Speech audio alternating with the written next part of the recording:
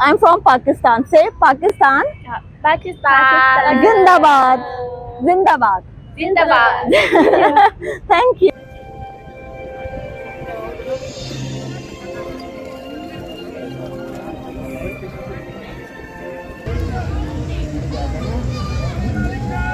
आपको पूरे 600 ही देने पड़ेगा। कमाल है, बहुत आगे हैं ये लोग हमसे। हम तो पता नहीं अपनी ज़िंदगी में कभी पाकिस्तान में कुछ ऐसा खूबसूरत कोई ऐसी चीज़ देख सकें।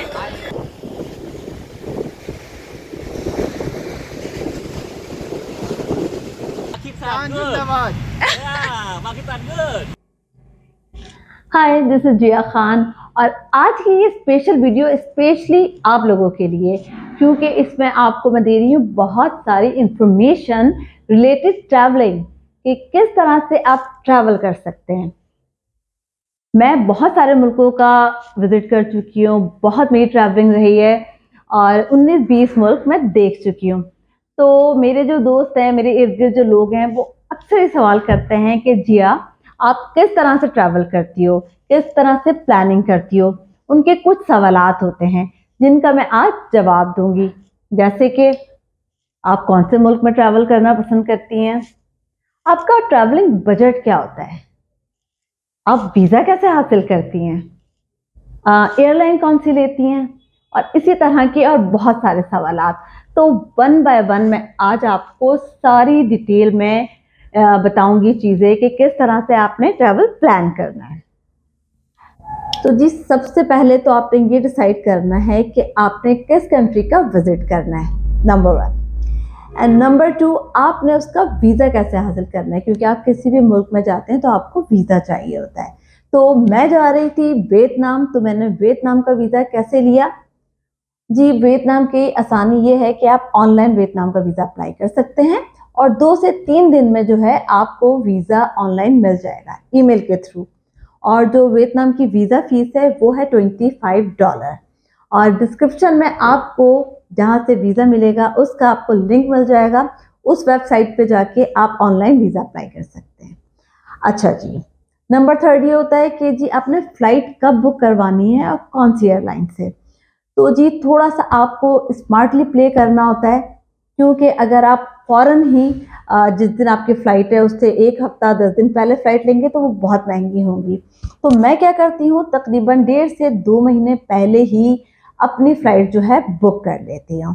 तो इससे होता ये है कि आपको जो एयर फेयर हैं वो अच्छे मिल जाते हैं और फिर जो एयरलाइन आपको लगता है कि सस्ती है और वो आपके लिए मुनासिब है तो आप वो बुक कर लीजिए, ठीक है।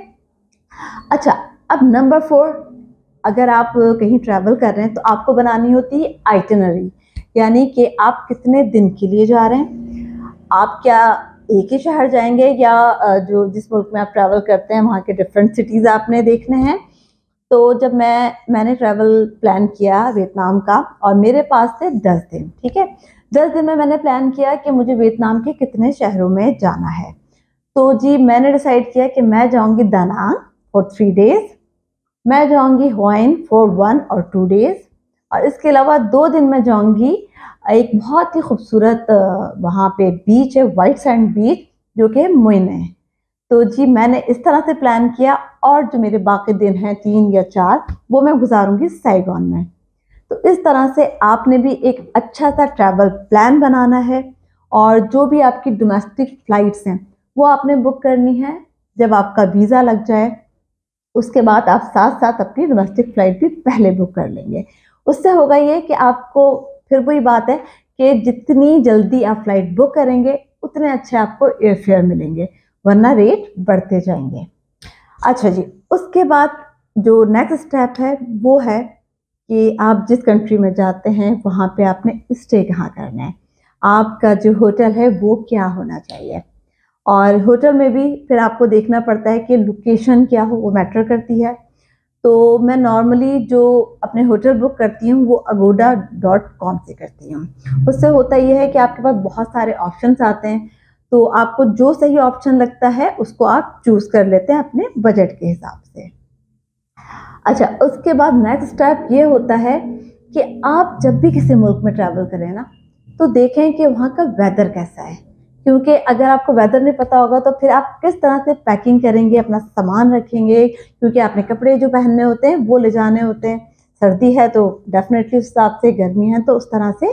तो आप बिल्कुल फोरकास्ट भी देखिए और जो भी आप प्लान करें तो वेदर देख के जाइए। जो नेक्स्ट स्टेप है उसमें देखा जाता है कि आप जिस मुल्क में जा रहे हैं वहाँ की करेंसी क्या है और उसकी वैल्यू अगर हम कंपैरिजन करें तो पाकिस्तान से क्या बनती है। तो जी वियतनाम की जो करेंसी है वो डोंग है और आप इसको इस तरह समझें कि अगर वियतनाम का 1 लाख का नोट है, ठीक है, 100,000 मतलब 100,000 वियतनामीज डोंग, तो वो इक्वलेंट है पाकिस्तानी 1200 रुपये के। ठीक है, तो आपने ये बहुत ख्याल से ही करेंसी जो है वो देखना है कि वहाँ पे फिर कितना खर्चा होगा। उसी हिसाब से आपको जब आप ट्रैवल करें तो पैसे रख कर लेकर जाइएगा। अच्छा, अब उसके बाद नेक्स्ट स्टेप ये आता है कि जी वहाँ पे हलाल फूड मिलेगा या नहीं, क्योंकि बहुत सारे लोग ये जानना चाहते हैं कि जी क्या वियतनाम का फूड कैसा है, वहाँ पे हलाल हराम का कोई मसला तो नहीं है, इजीली मिल जाता है हलाल फूड। तो जी ये भी आप चीज़ चेक करके जाइएगा कि जहाँ आप जा रहे हैं वहाँ पे फूड कैसा मिलता है। और जहाँ तक बात है वियतनाम की, तो वहाँ पे हलाल फूड मिलना मुश्किल होता है लेकिन नामुमकिन नहीं है। ठीक है, अगर आप हलाल फूड आपको इजीली अवेलेबल नहीं है तो उसके ऑल्टरनेट आप वेजिटेरियन रेस्टोरेंट में जा सकते हैं, सी फूड रेस्टोरेंट में जा सकते हैं। तो वहाँ पे आप ये फूड एंजॉय कीजिए तो आपके लिए बहुत अच्छा रहेगा। और एक और जो लास्ट चीज़ है वो ये कि वहाँ की लैंग्वेज क्या है। ठीक है, हम यूरोप, अमेरिका, यूके वगैरह जाते हैं, वहाँ तो इंग्लिश बोली जाती है, लेकिन वियतनाम में क्या ज़बान बोली जाती है? उनकी अपनी लैंग्वेज है वियतनामीज़, लेकिन वहाँ पे कम्युनिकेशन का इशू होता है। ठीक है, इंग्लिश वहाँ पे हर शख्स नहीं बोल सकता, जो एजुकेटेड लोग हैं कुछ वो इंग्लिश में बात कर सकते हैं। तो उसके लिए बेहतरीन सलूशन जो कि मैं इस्तेमाल करती हूँ और आप लोगों को भी एडवाइस करूँगी कि आप अपने पास गूगल ट्रांसलेट जो है वो एप्लीकेशन डाउनलोड कर लीजिए, या गूगल ट्रांसलेट से आप इजीली उनको कम्युनिकेट कर सकते हैं अपनी बात। तो इसी तरह मैंने टर्की में भी किया और इसी तरह वियतनाम में भी मैंने जो है गूगल ट्रांसलेट से हर बंदे से बात की, तो ये बहुत ईजी हो जाएगा।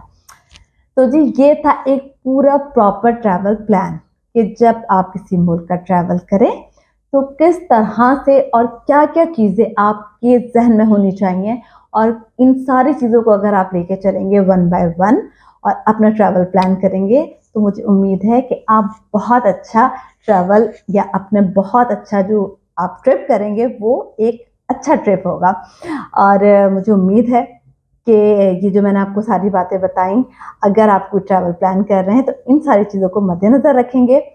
और अगर आपको मेरी ये वीडियो पसंद आई है तो आप लाइक कीजिएगा, और अगर आप कमेंट करेंगे तो मुझे अच्छा लगेगा और आप बताएंगे कि आपको ये कितनी इन्फॉर्मेशन मिली मेरी इस वीडियो से, और ये कि आप अब नेक्स्ट ट्रिप प्लान कर रहे हैं कहाँ का कर रहे हैं। तो मुझे आपके कमेंट्स का रहेगा इंतज़ार। तो अब नेक्स्ट वीडियो में मैं आपसे वियतनाम में मिलूंगी। अंटिल देन, अल्लाह हाफिज़।